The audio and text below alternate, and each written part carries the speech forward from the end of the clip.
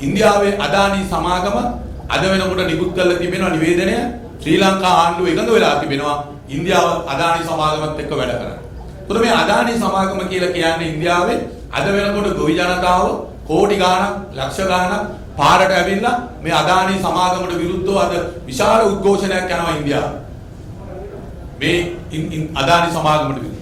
මොකද ඉන්දියානු ගොවියෝ කියන්නේ මේ අදානි සමාගම කියලා කියන්නේ ඉන්දියාවේ ගොවීන්ව සූරා කරන.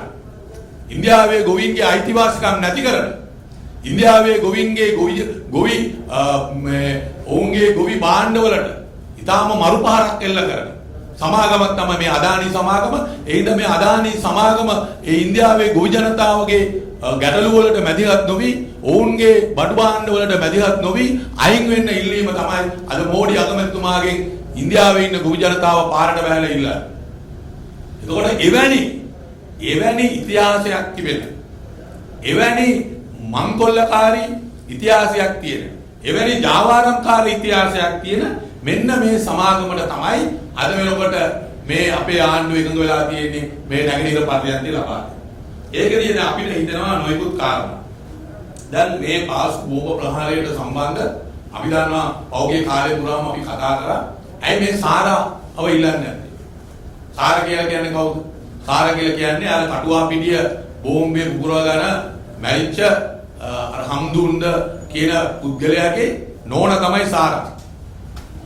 එයාගේ ද්‍රවිඩ නම ඇවිල්ලා මහේන්ද්‍ර. එයාගේ ද්‍රවිඩ නම ඇවිල්ලා මහේන්ද්‍ර. එතකොට මේ ද්‍රවිඩ නම තමයි එතුමිය සාරා දිස්මින් කියලා කියන්නේ. එයාගේ මේ ඒ කාන්තාවගේ මේ පුලස්තනී මහේන්ද්‍ර. එයාගේ නම පුලස්තනී මහේන්ද්‍ර. එතකොට මේ පුලස්තනී මහේන්ද්‍රන් කියන කාන්තාව සහරාන්ගේ මේ 21 වෙනිදා එල්ල කරපු බෝම්බ ප්‍රහාරයේ ඉන්න ප්‍රධාන සැකකාරී. එයා තමයි එතන හිටපු ඒ සුයිසයිඩ් ස්ක්වොඩ් එකේ බේරිලා ගියේ එයා තමයි. තියෙන තොරතුරු අනුව එයා දැන් ඉන්නේ ඉන්දියාවේ කියලා විශාල කතා බහක් ඇති වෙලා තියෙනවා. මොකද මෙයාව ඉන්දියාවට පිටමන් කරන්න උදව් කරපු කලවාංචි කුඩියේ පොලිසියේ හිටපු ඒ රටවාහන පොලිසියේ OIC මහත්තයා මේ CID දැන් අත්අඩංගුවේ පසු වෙන්නේ. එයා තමයි උදව් කරායි කියලා කියන්නේ එතුමියව මන්නාරමට ගෙනියන්නේ. දැන් මෙයාව ඉල්ලන්නේ නැත්තේ ඇයි? දැන් අපි ප්‍රශ්න කරා දැන් සහරාව ඇයි ඉන්දියාවෙන් නිල වශයෙන් ඉල්ලන්නේ නැත්තේ? මම පාර්ලිමේන්තුවේදී අපේ හිටපු ආරක්ෂක රාජ්‍ය ඇමති චමල් රාජපක්ෂ මහත්තයාගේ අයවැය විවාදෙදී ආරක්ෂක පිළිබඳ විවාදෙත් මම ඇහුවා ඇයි සහරාව ඉන්දියාවෙන් ඉල්ලන්නේ නැත්තේ? සහරාව ඉල්ලන්න. දැන් අපිට හිතනවා සමහර විට ඉන්දියාව සහරාව තියාගෙන අපේ මේ ආණ්ඩුව හයිජැක් කරලාද කියලා ප්‍රශ්නේ අපිට මතුවලා තිබෙනවා. මොකද ප්‍රධාන සැකකාරය මේ සියලු දේවල් උන දේවල් දන්න මේ සියලු විස්තර දන්න මේව සැලසුම් කරේ කවුද? මේ ප්‍රහාරයේ පිටිපස්සේ කවුද හිටියේ? මේක කාගේ වමනාවටද කරේ කියන එක ඒ සියලු දේවල් දන්න ජීවතුන් අතර ඉන්න එකම සැකකාරිය තමයි මේ සාරා ජස්මින් කියන්නේ. පුලස්තනී මහේන්ද්‍රන් කියන්නේ. එතකොට මෙතුමිය අද ඉන්දියාවේ ඉන්නවා. එහෙමනම් ඉන්දියාව මෙයාව තියාගෙන එක පැත්තකින් ලංකාවේ ආණ්ඩුවට බලපෑම් කරන්න මෙයාව ඉන්දියාවේ තියාගෙන ඉන්නවා. මෙයා ගන්න දේවල් අපි හෙළිදරව් කරනවා.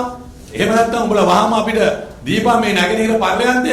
ඒකට මේ ගනුදෙනුවක් වෙනවද මේ සාරාව ඉන්දියාවේ තියාගෙන? මෙන්න මේ වගේ දේවල් ගැන අපිට දැන් හිතන්න පටන් ගන්න තිබෙනවා. මොකද ලංකාවේ ආණ්ඩුව සාරාව ඉල්ලන්නේ නැහැ. අද වෙනකන් සාරාව ඉල්ලලත් නැහැ. දැන් ඉන්දියාවේ විදේශ කටයුතු පිළිබඳ ඒ උපදේශකතුමා ආවා.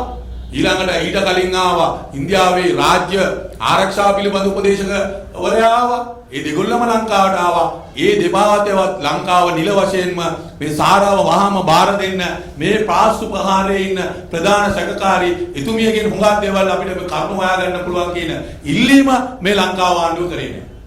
ඒක තමයි අපිට දැන් සැකයක් තියෙනවා. ඉන්දියාව සාරාව තියාගෙන ලංකාවේ ආණ්ඩුවට අනියම් ආකාරයේ බලපෑමක් කරනවාද නැගෙනහිර පර්යන්තය ලබා ගන්න.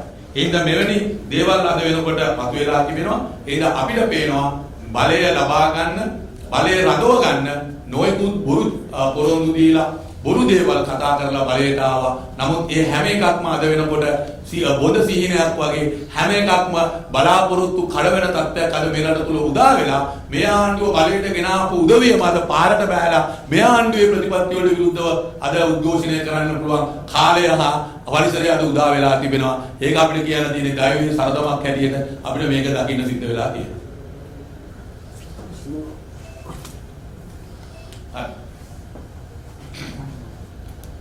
මේ ඔබතුමා අවසාන වශයෙන්දී කතා කරන මේ සාරාගේ සිද්ධිය පිළිබඳව. එතකොට දැන් මේ පිළිබඳව කොමිසමකුත් තිබුණා. දැන් කොමිසම මම හිතන්නේ වැඩ කටයුතු ඉවරයි. ඔව්. ඒතකොට මේ කොමිසමටවත් මෙයාව ගේන්න ඕනේ කියලා කොමිසමේවත් යම්කිසි ඉල්ලීමක් තිබුණ නැද්ද ඔබතුමා දන්නේ විදියට? මම කොමිසමට සාක්ෂි දෙන්න ගියා.